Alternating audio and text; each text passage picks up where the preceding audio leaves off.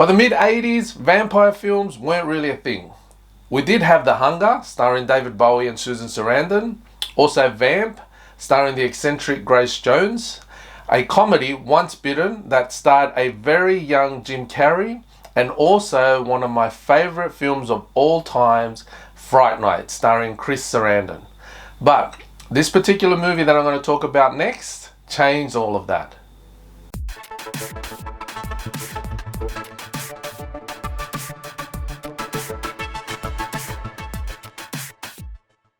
Hey gang, thanks for dropping by Mauricio's crib for another episode on an 80s film. If this is your first time here, don't forget to hit the subscribe button. If you've come back for more, thank you so much for the support. Also, you can follow me on Instagram under Mauricio's_crib and also on TikTok under Mauricio's crib.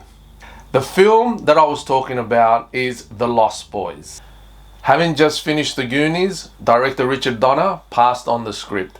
It was his wife, producer Lauren Schuler, who suggested Joel Schumacher take directing duties. Schumacher was a fashion designer and got his break into film in the early 70s doing costume designing.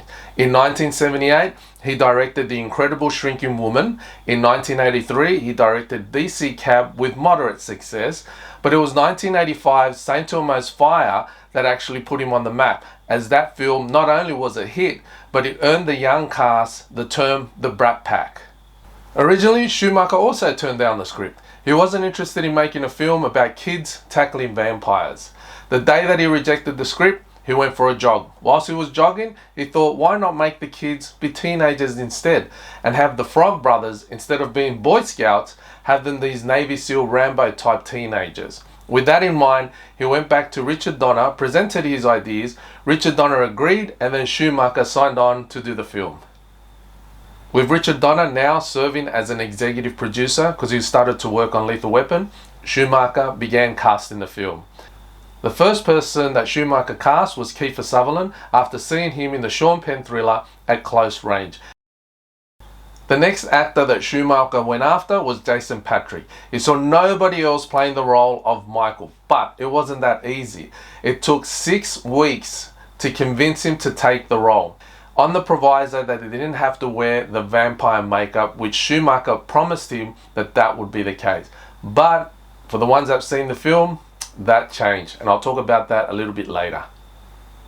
Corey Feldman was cast as half of the Frog Brothers. Corey Feldman was a sought-out child actor, and he just finished The Goonies with Richard Donner. When he heard that Corey Haim was cast to play Sam, Michael's brother, he wasn't very happy about it. And the reason being is because when he would go for auditions, Corey Haim was his main competitor. The hardest part to cast was that of star. Schumacher wanted an actress with a short blonde pixie haircut, kind of like Meg Ryan in Top Gun, but he couldn't find an actress that would suit the role. It was Jason Patric that recommended Jamie Gertz, having worked together in the film Solar Babies. And it's also rumored that Jason Patric recommended Gertz because he had a crush on her. Woo! Schumacher always wanted Diane Weiss to play the role of the mother for Michael and Sam, but he thought he would never get her because she had never done this type of movie before.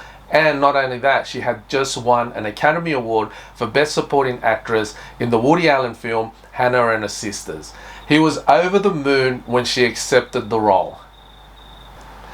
Filming began on the 1st of April 1987. The producers were allowed to use Santa Cruz as the location on the condition that they changed the name to Santa Carla. The reason being is because Santa Cruz was known as the murder capital of the world. It had 28 murders in a 30-month period in the 70s. Have you ever noticed when you watch the film, we don't actually see the vampires flying? The reason for that is just before filming began, Warner Brothers cut the budget, so they didn't have money for the special effects. Schumacher took the approach that Steven Spielberg did with Jaws when the shark wasn't working, but used the camera to build that suspense. Personally, I think that works a lot better. Studio executives at Warner Brothers didn't know what the movie was about. Was it a comedy or was it a horror? When they would ask Schumacher, he would simply just say yes. The reason being is because Schumacher was afraid that Warner Brothers would shut the production down if he said it was a comedy and horror, because you couldn't have the two in one film. the same thing John Landis experienced when he was making An American Werewolf in London, which I'll be talking about down the track. Joel Schumacher had to break his promise to Jason Patric about him not wearing the vampire makeup. Schumacher explained to Patric that it was the evolution of the character and eventually he would have turned into a vampire. Apparently Patric was very upset and didn't forgive Schumacher for quite a very long time. I wouldn't mind wearing the vampire makeup actually. This is one of those have you ever noticed kind of things. So have you ever noticed towards the end of the film when the vampires leave the cave, it looks like as if they're flying backwards? The reason for that is Joel Schumacher forgot to film the scene where the vampires leave the cave when they go and attack Sam and Michael at Grandpa's house. He didn't have any money to do any reshoots, so he used the footage of the vampires going into the cave that we saw earlier and just reversed it.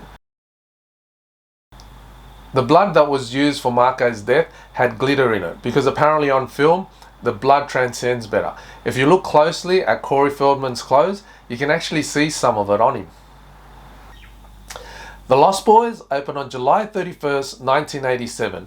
It was a commercial and critical success, having grossed just over $32 million on an $8 million budget. The film has become an absolute cult classic and Santa Cruz hold yearly open air screenings of the film. Also, check out the soundtrack because it has artists such as INXS, Jimmy Barnes, Roger Daltrey, Lou Gramm, Echo and the Bunnymen, just to name a few.